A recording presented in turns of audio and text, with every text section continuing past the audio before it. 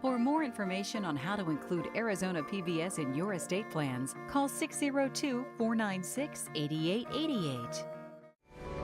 Coming up next on Arizona PBS, Life and World.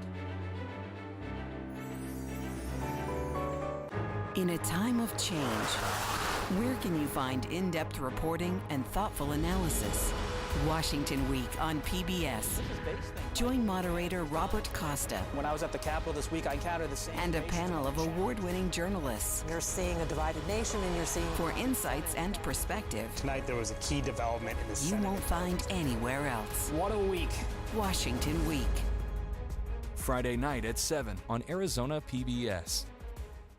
Support for Arizona PBS comes from viewers like you and from Greg Lawson Images of the Earthly Experience have been renewing and transforming interior spaces for 50 years. Artwork designed to energize your visual space can be viewed at Greg Lawson Galleries in Sedona or online at greglawson.com. Support comes from Citizens Clean Elections Commission, your source for unbiased voter information. Watch an upcoming debate and vote informed this election. Visit azcleanelections.gov/debates for dates and ways to watch.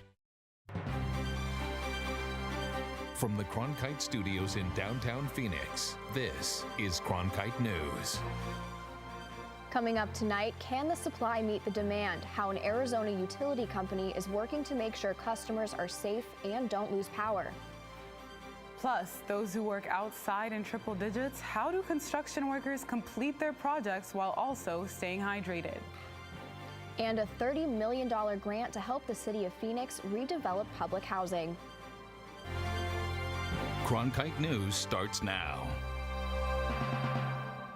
Good evening and welcome to Cronkite News on Arizona PBS. I'm Victoria Valenzuela. And I'm Renee Mohammed. Thank you for joining us. We could break another record today when it comes to heat. On Monday, the valley reached a high temperature of 115 degrees, setting a new record for July 23rd. And today we're inching toward that number again. Today's record is 116 degrees, which was set 4 summers ago. An excessive heat warning is in effect through tomorrow evening. When it gets this hot, it takes plenty of energy to keep your air conditioning units working. APS could be on the verge of setting an energy record. Emily Richardson explains how they're able to keep Arizona's energy running. APS calls summer their Super Bowl because they spend all year preparing for the increased energy usage and increased stress on their system. This is really game time when we think about how do we operate the system in a fashion that's going to make sure that we can provide just that reliable, affordable electricity. In June of 2017, APS broke long-held energy records with an energy peak of 7,400 megawatts. And this week, having 3 consecutive days with highs of 115 degrees or higher, they believe they may break the record again. We want to make sure that all of our customers are safe and that they have the power that they need, and you can go ahead and leave that to us. According to Jeff Burke, the Director of Resource Planning, APS began planning for this approximately 5 years ago. How do people use electricity? How many people are there going to be in the valley? And therefore, how much electricity do we need in advance? And then we go out and either build or acquire those resources. We're part of what you call the energy imbalance market. That's a 5-minute real-time market where we trade with a number of our neighbors. APS has people working in the imbalance market 24/7 to balance the supply and demand of energy, because energy is a service that cannot be stored and needs to be immediately used. They're here all the time making sure that supply and demand is balanced on the electric system.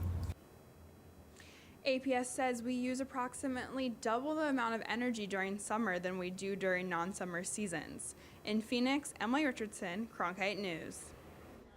We're likely facing the hottest temperatures that we'll see for all of 2018. Jordan Daphnis is here with a look at the current numbers. We're currently seeing 106 degrees, which is more than our anticipated high for today. Here in Phoenix, we were expecting a high of around 114 degrees, but We went above and beyond so that we could match our record set back in 2014. Now, our record in 2014 was 116 degrees. Now, we're not the only ones seeing record temperatures. In Japan yesterday, they hit their all-time high of 106 degrees. For Cronkite Weather, I'm Jordan Daphnis. With the excessive heat, you have to protect your pets too. When it's this hot, animals can succumb to heat stroke. Make sure to keep them indoors. Unlike humans, dogs can sweat only through their foot pads and cool themselves by panting.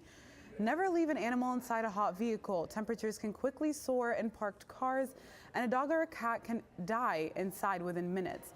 Avoid hot pavement. Asphalt temperatures can climb to over 150 degrees, causing pain, burns, and permanent damage to paws. The heat has forced the Arizona Animal Welfare League to close its doors today and tomorrow. This is only the third time in the shelter's history that it's closed to the public due to excessive heat. Today, employees are focused on keeping the animals safe and cool. The shelter will reopen Thursday afternoon. To avoid the heat, a lot of us jump from air-conditioned building to building. But for some, being outside is their livelihood, even during record-breaking high temperatures. Reporter Nicole Hernandez went to a construction site where heat precautions are in place. For construction workers building the Loop 202 expansion, almost no day is considered too hot to work. That makes staying aware of heat illness prevention and symptoms especially important on days like these. The Arizona Department of Transportation gives its workers many tools to stay healthy.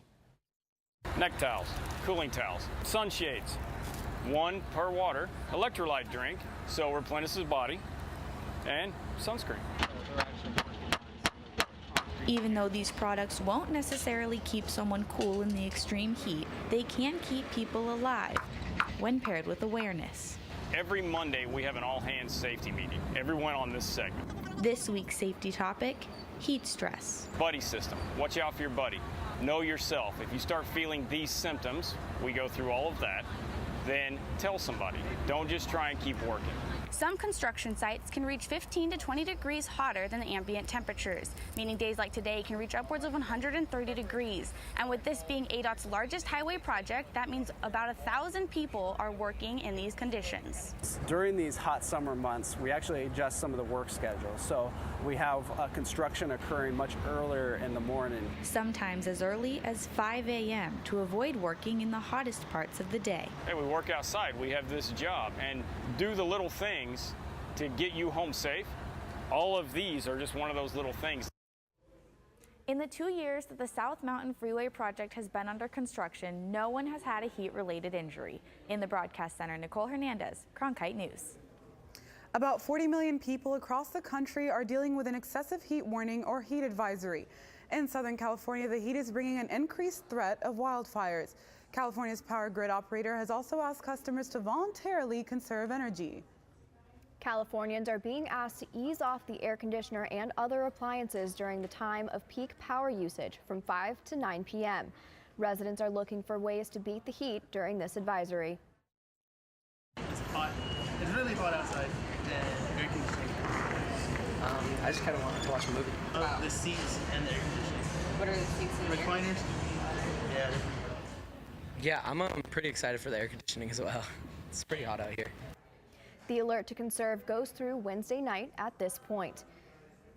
And the alert does ask that homes keep their AC to 78 degrees or higher. Tomorrow's temperatures around Los Angeles are expected to be in the mid-90s. And this heat wave isn't helping our air quality. The Arizona Department of Environmental Quality has already issued a high pollution advisory for tomorrow. Ozone is an air contaminant which can cause breathing difficulties for children as well as people with respiratory problems. The Trump administration and the ACLU have failed to agree on how much time parents should have to decide on whether to seek asylum after they're reunited with their children. In a court filing today, the Justice Department said the administration proposed a 4-day waiting period. That's 3 days shorter than what the ACLU wants. The government says the longer waiting period would increase costs and occupy limited beds. The ACLU argues parents need the time to discuss whether to seek asylum with their children, lawyers, and advocates. The administration faces a court-imposed deadline of Thursday to reunify more than 2,000 children. Today, President Trump spoke about his trade war. While at the Veterans of Foreign Wars National Convention in Kansas City, President Trump talked about his decision to impose tariffs and not to listen to his critics. I said, we're going to have to tariff your cars. They said, when can we show up? When can we be there? Would tomorrow be okay? No, folks, stick with us. Stick with us. The Agriculture Department has announced a $12 billion short-term plan to help U.S. farmers hurt by retaliatory tariffs. Agriculture officials say the plan will not require congressional approval. Attorney General Jeff Sessions made a speech earlier today in Washington, D.C. to the Turning Point USA's High School Leadership Summit. Sessions spoke about college campuses and what he believes to be limiting free speech. Whether you realize it or not, and I think most of you may, freedom of thought and speech on the American campus is under attack today. Of all places,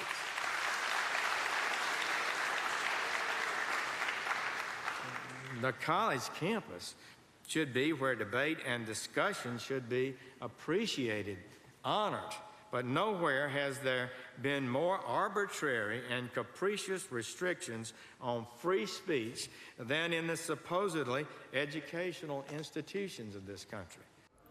Today marked the second day of the four-day conference for conservative high school students. Other speakers will include Secretary Betsy DeVos and President Trump. Spring training brought a lot of tourists to the state of Arizona this preseason. So what did that do for our economy? Well, coming up next, how the Cactus League impact was a home run for Arizona. Plus, how a $30 million grant will change the lives of people living in low-income housing. I'm Judy Woodruff, anchor and managing editor of the PBS NewsHour. The journalists of tomorrow face a fast-changing media landscape, but quality news remains vitally important to our communities, our country, and our world. At ASU's Walter Cronkite School of Journalism and Mass Communication, students learn solid, reliable reporting, holding the powerful accountable, and rebuilding the public's trust. The Cronkite School and Arizona PBS, preparing the next generation for a stronger future of journalism. As journalists at Cronkite News, we report on stories that matter to you by focusing on the local impact. We dig deeper and work tirelessly to keep you informed. Live in Wickerburg. Live in Los Angeles. In Cleveland, in Washington, in Louisville. From Jerusalem. Live in Philadelphia. From around the world to right here in Phoenix. At Cronkite News, we report the facts and stick to the truth. I'm Ted Simons, host and managing editor of Arizona Horizon. The 2018 election season has arrived. Join us for primary and general election debates.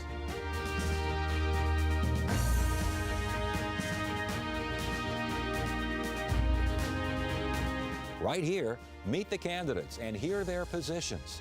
Arizona Horizon, your source for what matters most this election season.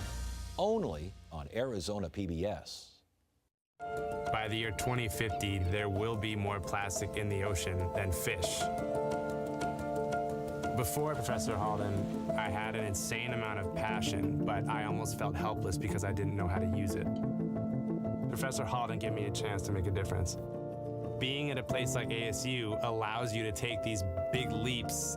Ultimately, the biggest problems in the world cannot be solved alone.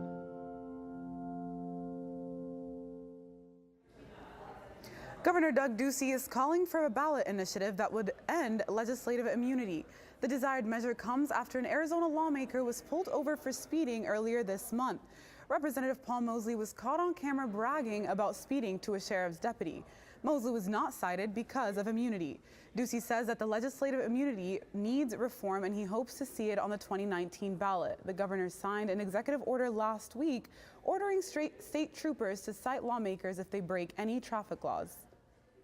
One Valley neighborhood is getting a makeover. As Jordan Daphnis reports, the Edison East Lake community in Phoenix just received a huge grant that they hope will improve the community for many years to come.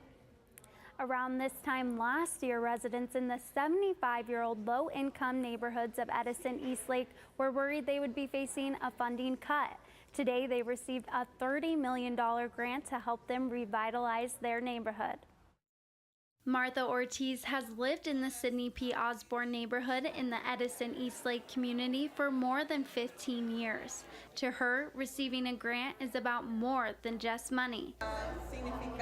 This community means something very positive because we're seeing communities together, not divided. So that means that all the residents were going to work together to make a difference. The U.S. Department of Housing and Urban Development is responsible for awarding the grant, and they say they too see it as an opportunity for the community to come together and grow. You're going to see residents be transformed. I think that the amount of job opportunities that this grant will provide, education, healthcare, I think you're going to see a group of residents that are in public housing become more self-sufficient. The city says it plans to use the funds to replace the 577 existing housing units and will add more than 1,000 new mixed income units. The grant will go beyond housing to improve the look of the community, enhance transportation access, and improve park safety and infrastructure. Martha Ortiz was active in all of the meetings and events leading up to the earning of the grant, and she says that has had an impact on not only herself, but her children and grandchildren. They all want to graduate. They want to keep going to school, especially my grandkids. They're seeing that they have a grandma that is involved in all the projects for the future. The other 4 states to receive this grant include Baltimore, Maryland, Flint, Michigan, Shreveport, Louisiana, and Tulsa, Oklahoma. In the Broadcast Center, Jordan Daphnis, Cronkite News. This year's spring training baseball season was a big hit for Arizona's economy. An ASU study found the Cactus League generated an estimated $373 million this past season. That's about $50 million more than last year's Final Four, but far behind the Valley's last Super Bowl. The typical league visitor attended 3 games, stayed 4 nights, and spent a median of $405 per day. 6 out of 10 fans traveled from out of state. This year's 233 spring training games drew a total of 1.8 million fans, with an average of about 7,000 per game. California ranchers are losing workers for their most important date. Coming up on Cronkite News, as young people pursue different work, why this spells bad news for the date industry. Our state is facing extreme heat. Stay tuned because later in the newscast, I'll let you know if there's any relief in the future.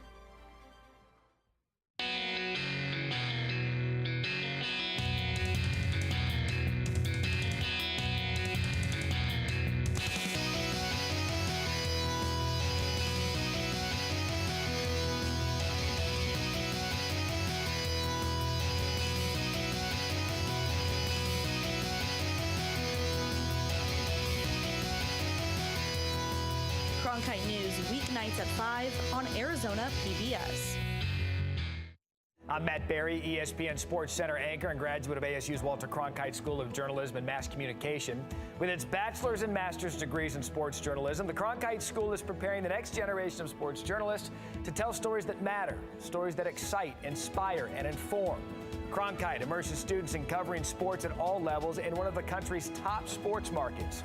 It's this hands-on experience under the guidance of award-winning sports media veterans that shape the top journalists of tomorrow. If you're looking for one show that tells you what happened that day in the world of business, it's NBR. We saw a classic shipwreck. Nordstrom's opening stores. Triple-digit gains. Crude climbs. We're there to help our audience find new investment ideas. The market still has room to go up. Nightly Business Report is the longest-running business television program in history. Weeknights at 10:30 on Arizona PBS. Millions of people die every year from drinking dirty water. I would never have felt I had the ability to do something without ASU pushing me. We built filtration systems out of local materials with the people. To see those kids drink clean water for the first time, it's the most rewarding feeling that you can ever have. I went to ASU because I wanted to change the world. The thing I never would have expected is how the world would have changed me. Devastating fires outside of Athens, Greece have killed at least 50 people. The blazes started on Monday and have injured more than 150. Authorities say 26 of the deceased were found huddled together in a compound. Other bodies were recovered from the sea, where victims had fled to escape the flames and smoke. The fires that broke out yesterday were the deadliest to hit the country in decades. Greece's prime minister has declared 3 days of national mourning. Colorado is experiencing major flash flooding and mudslides after thunderstorms pummeled the Front Range of the southern Rocky Mountains. While the storm took place west of the Denver area, the major city is still experiencing its wrath. According to the National Weather Service, nearly 2 inches of rain fell within 15 minutes, causing road closures and damage to local businesses. Officials say that no injuries or deaths have been reported, although they did have to make some rescues. Over the past week, firefighters in Phoenix have rescued 5 people hiking in the mountains. 4 of the distress calls were for heat-related symptoms. Crews were sent to Camelback Mountain, Pima Canyon Trail, a trail near Happy Valley Road, and a mountain near Dove Valley Road. It's no doubt that the heat outside is the main topic of conversation today. Jordan Daphnis is in our weather center with how long we should expect this heat wave. We are in the midst of that excessive heat warning, and it's taking over a majority of the state, including the Grand Canyon. Now, the only areas of our state that are exempt from that heat warning are up in the northeast part. Now, with all of that extreme heat, it keeps us warm not only during the day, but also in the evening. So let's take a look at our evening forecast. At 6 p.m., we'll still be at 114 degrees. 9 p.m., we'll cool down to 110. And at 11, we'll reach a low of 102 degrees. So not much relief in the evening. I start my day at 4 a.m. and this morning, my thermometer said it was 92 degrees outside. So still very warm even in the early morning hours. What do the next 7 days look like? Tomorrow we're going to see a high of 116 degrees, Thursday 112. Our lowest temperature in the next 7 days is going to be 105 on Sunday. For Cronkite Weather, I'm Jordan Daphnis. Data says that the demand for dates is increasing, but the supply of workers is low. Coming up next on Cronkite News, see how date farmers are doing with what little workers they have. I like working for Cronkite News because it gives us the opportunity to find a different angle on the same stories that every other news outlet is covering across Arizona. As students, we have the opportunity to cover issues in all across the state of Arizona. It gives me a good chance to sharpen my skills, improve my skills, learn the techniques in a newsroom and in the programs and teamwork and technology, getting me prepared for the real world. And at the same time, I think we do a great job, make some great stories, do great journalism for the city of Phoenix and the state of Arizona. I'm Ted Simons, host and managing editor of Arizona Horizon. Join us each weekday at 5:30 and 10 as we bring you the top newsmakers who impact the state. We cover the stories in depth that shape and affect our local communities, and we take the time to ensure that all voices are equally heard. For more than 30 years, Arizona Horizon has been your voice and your source for what matters most, right here on Arizona PBS. Hello from the children of planet Earth. Exploring, it's the lifeblood of the mission. Human beings are a curious bunch. What are we going to see when we get really close? Wow. Just because an idea is crazy, it's not necessarily wrong. We were on our way. You don't get anywhere until you've tested the limits. That carries an intensity you can't imagine. You could hear people just, whoa. Oh my God. Absolutely spectacular. It's a rush. We ask a lot of our heroes. We are at a remarkable moment. We're going farther than any exploration ever has.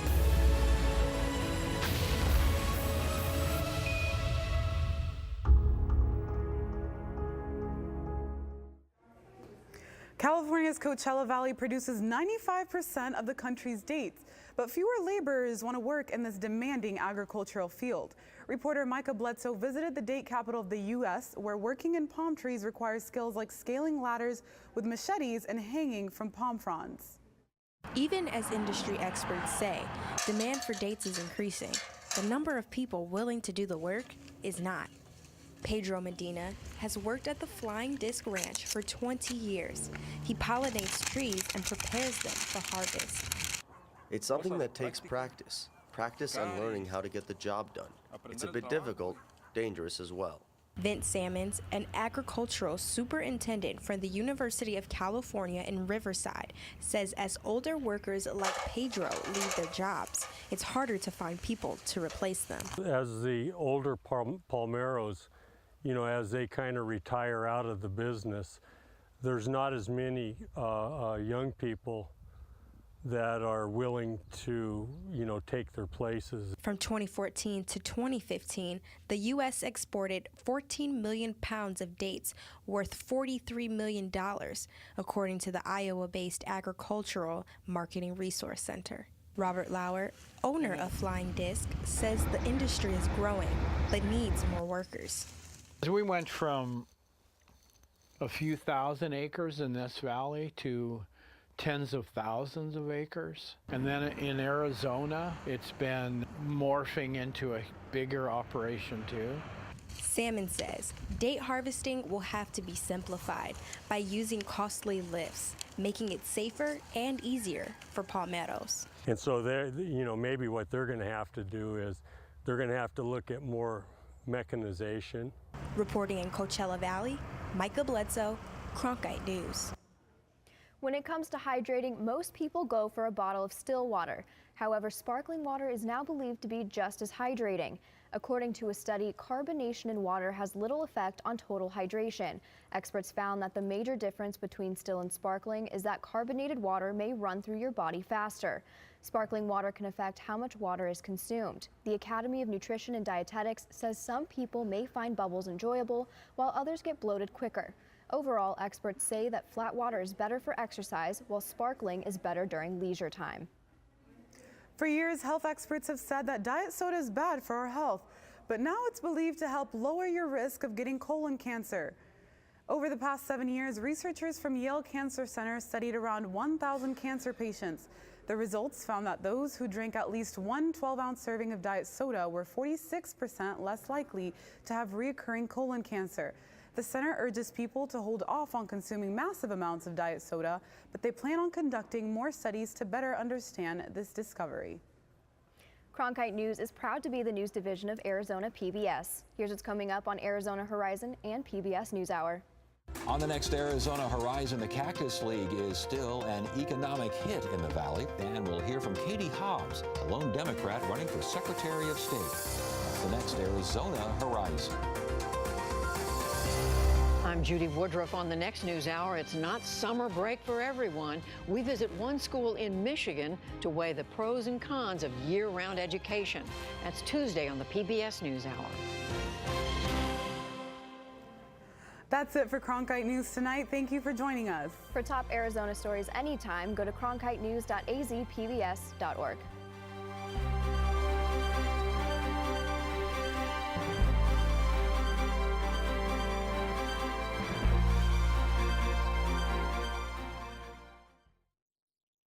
Support for Arizona PBS comes from viewers like you and from The Persian Room. Travel to another world, to a land of exotic aromas and period decor for a fine dining experience. The Persian Room in North Scottsdale on Scottsdale Road, one light north of Frank Lloyd Wright Boulevard. Gourmet exotic cuisine at its best.